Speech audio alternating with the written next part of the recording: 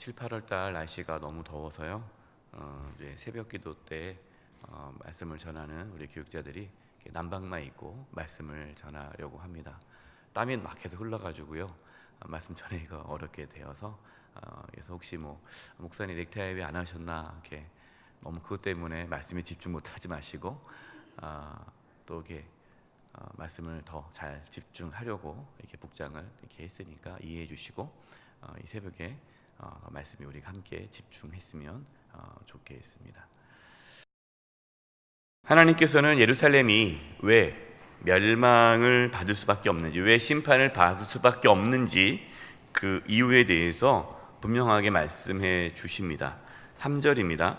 인자야 이 사람들이라는 것은 이제 교회 그 예루살렘 공동체 이스라엘의 지도자들을 얘기하고 있습니다.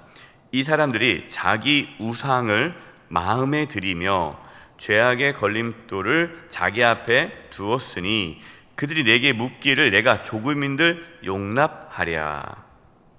이스라엘 지도자들은 우상을 마음에 두었어요. 그리고 죄악의 걸림돌을 자기 앞에 두었습니다. 그러면서 하나님께서 자신들의 기도를 응답해 주기를 바라고 있다. 내가 어떻게 응답할 수 있겠느냐라는 대답 말씀이세요. 우리도 하나님보다 세상을 더 사랑하고 하나님의 말씀에 순종하지 않고 악을 행하면서 하나님께 기도 응답해 주기를 바라고 있지는 않습니까? 자신이 어떻게 하나님 앞에서 살아가고 있는지 그것에 대해서는 신경을 안 쓰고 내가 지금 하나님 앞에 범죄한 것은 없는가, 내가 하나님 앞에 바로 서고 있는가, 여기에는 신경을 쓰지 않고 지금 왜 하나님께서 내 기도에 응답해 주지 않는가, 이것에 대해서 하나님을 원망하고 하나님께 투정을 부린 적은 없습니까?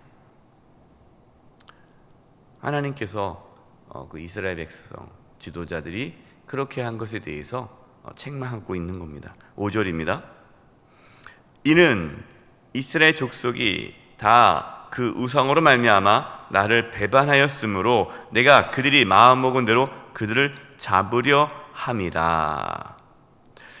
이 5절의 본문이 좀 우리나라 지금 이 개역 개정은 눈에 들어오지 않아요. 근데 다른 번역을 보고 또 원문을 보면요, 이런 뜻입니다. 하나님께서 비록 지도자들이 또 백성들이 두 마음을 품고 있지만, 하나님도 사랑하고 세상도 사랑하고 우상을 섬기면서 이렇게 잘못된 길을 걸어가고 있지만 하나님께서는 그들의 마음을, 그들이 마음먹은 대로, 그러니까 그들이 갖고 있는 마음을 하나님께서는 돌이키시겠다라는 말씀이세요. 하나님께서는 그 마음을 돌이키게 하겠다. 하나님은 저와 여러분이 때로 하나님보다 세상을 더 좋아하고 또 하나님 말씀에 순종하지 않고 세상의 어떤 죄악의 길을 걸어갈 때에 하나님은 저와 여러분을 포기하지 않고 저와 여러분이 다시금 하나님 앞에 바로 서도록 우리의 마음과 생각을 이끌어 가십니다. 하나님께서 그렇게 하세요. 우리를 거룩하게 이끄신다라는 겁니다. 6절입니다. 그런즉 너는 이스라엘 족속에게 이르기를 주 여호와의 말씀에 너희는 마음을 돌이켜 우상을 떠나고 얼굴을 돌려 모든 가증한 것을 떠나라. 하나님께서 우리에게 요구하시는 것은 우리의 마음을 돌이켜 우상에서 떠나는 거예요. 우리가 이 땅의 것만을 생각하고 이 세상의 부귀영화만을 바라고 있다면 우리는 그 마음에서 돌이켜야 합니다. 지난 주일 말씀에 세상적인 가치관에서 벗어던져야 된다고 말씀을 드리지 않았습니까? 이 땅의 것들, 이 세상의 부귀영화를 누리는 거기에 대한 관심을 우리는 돌이켜야 돼요. 여러분, 물론 또 오해하면 안 됩니다. 부귀영화가 그 자체가 나쁘고 잘못됐다는 건 아니에요. 억지로 막 그렇게 살라는 뜻은 아닙니다. 하나님께서 축복해 주셔서 물질의 축복을 받을 수 있어요. 또 하나님께서 축복해 주셔서 존귀한 삶을 살아갈 수 있습니다. 여러분, 그것은 은혜, 하나님의 축복이죠. 은혜죠. 근데 문제가 뭐냐면 이 땅에서 부귀 영화를 누리는 것이 목적이 되는 것이 문제가 되는 거예요. 목적. 우리는 그것이 목적이 되어서는 안 돼요. 우리가 하나님의 뜻을 이루기 위해, 하나님의 영광을 위해, 하나님의 말씀에 순종하기 위해 우리가 그것이 우리의 삶의 목적이 되고 그것을 위해 애쓸 때에 하나님께서 축복으로 우리에게 물질의 축복을 주고 존귀해지는 축복을 주는 것이지, 그것이 우리의 목적과 목표가 되어서는 안 된다라는 거죠.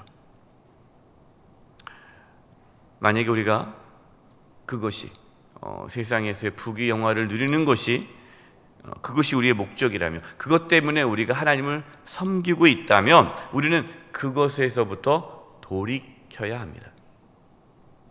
하나님을 사랑하는데 힘써야 합니다. 8절입니다. 그 사람을 대적하여 그들을 놀라움과 표준과 속담거리가 되게 하여 내 백성 가운데서 끊으리니 내가 여호와인 줄을 너희가 알리라. 하나님께서 지도자들과 백성들이 계속해서 우상을, 그 마음에 우상을 두고 계속해서 죄악을 행한다면 하나님은 그들을 백성 가운데서 끊어서 속담거리가 되게 하신다라고 말씀하십니다. 그리고 나서 나중에 그들이 하나님이 이런 분이구나 라는 것을 알게 될 것이다 라고 말씀합니다. 9절입니다. 만일 선지자가 유혹을 받고 말을 하며 나 여호와가 그 선지자를 유혹을 받게 하였음이거니와 내가 손을 펴서 내 백성 이스라엘 가운데서 그를 멸할 것이라. 선지자는 하나님의 말씀을 바르게 선포해야 되잖아요.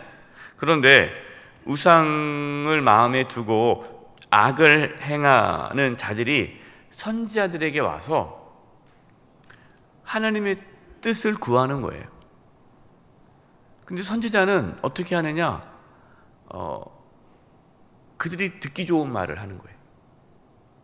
그들이 잘못했다, 회개하라, 그러면 하나님 가만두지 않는다, 이렇게 얘기하면 싫어하니까, 기분 나빠하니까.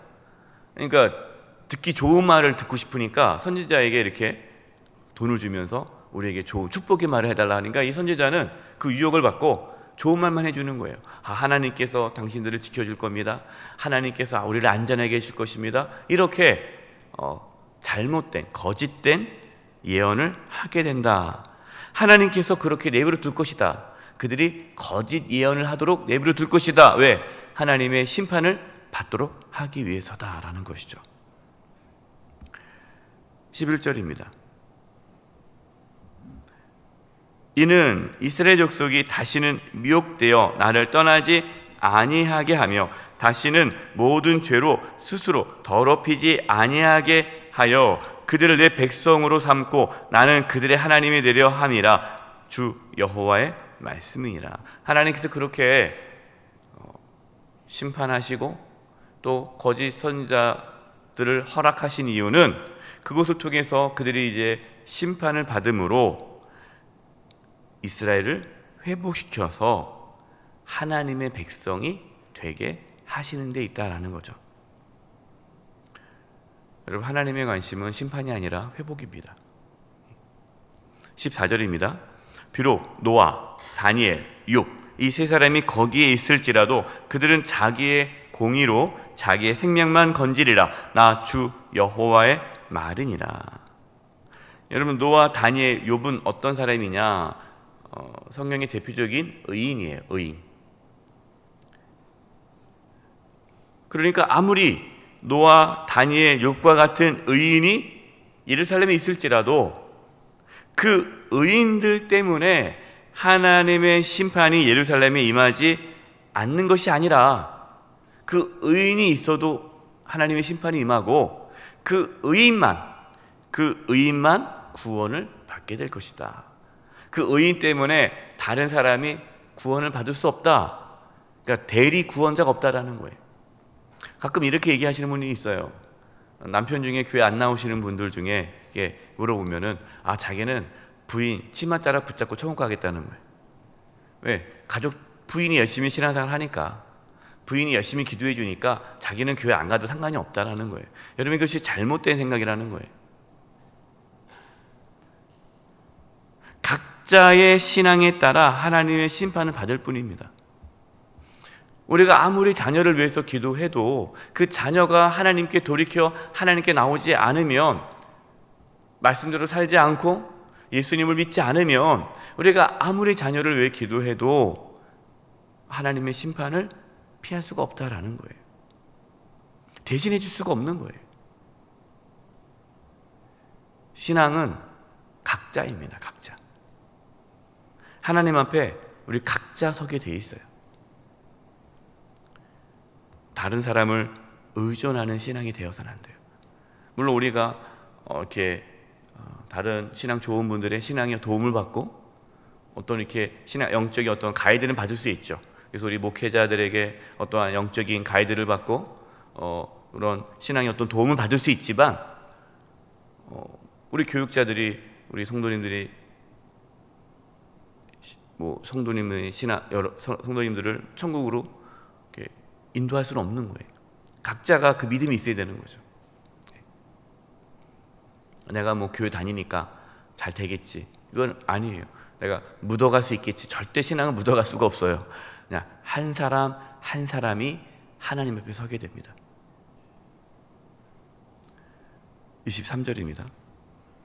너희가 그 행동과 소행을 볼 때에 그들에 의해 위로를 받고 내가 예루살렘에서 행한 모든 일이 이유 없이 한 것이 아닌 줄을 알리라. 주 여호와의 말씀이니라. 하나님께서 행하시는 모든 일에는 이유 없이 한 것이 없다라는 거죠. 하나님께서 예루살렘을 심판하신 이유도 예루살렘을 회복하기 위해서다라는 겁니다. 하나님은 우리가 온전한 믿음을 가질 수 있도록 때로 우리에게 고난과 환난을 허락하십니다. 우리는 왜 나에게 이런 일이 생기지? 왜 나만 왜 이렇지? 이것은 하나님의 선하심을 믿지 못하는 거고, 하나님이 이유 없이 내 삶에 이러한 고난이 왔다라고 생각하는 거죠. 여러분, 그렇지 않습니다. 우리는 하나님의 선하심을 믿고 우리의 삶 가운데 찾아온 모든 고난 가운데서도 하나님을 의지하고 기도해야 합니다. 하나님은 모든 것을 합력하여서 선을 이루십니다. 이것을 믿고 오늘도 믿음으로 살아가는 저와 여러분 되기를 간절히 축원드립니다. 기도하겠습니다. 하나님 아버지, 저희들에게 믿음을 부어주셔서 세상으로부터 마음을 돌이켜 하나님께 집중하게 해주시고, 이 땅에 살아가면서 주의 말씀에 순종하며 어떠한 고난과 환난이 있어도 하나님의 선하심을 믿고 하나님만 바라보며 나아가게 도와 주시옵소서. 언젠가 저희들이 하나님 앞에 서게 될 텐데 그때 잘했다, 칭찬받는 삶을 살아가도록 주여 저희들을 인도하여 주시옵소서. 예수님의 이름으로 기도드립니다. 아멘.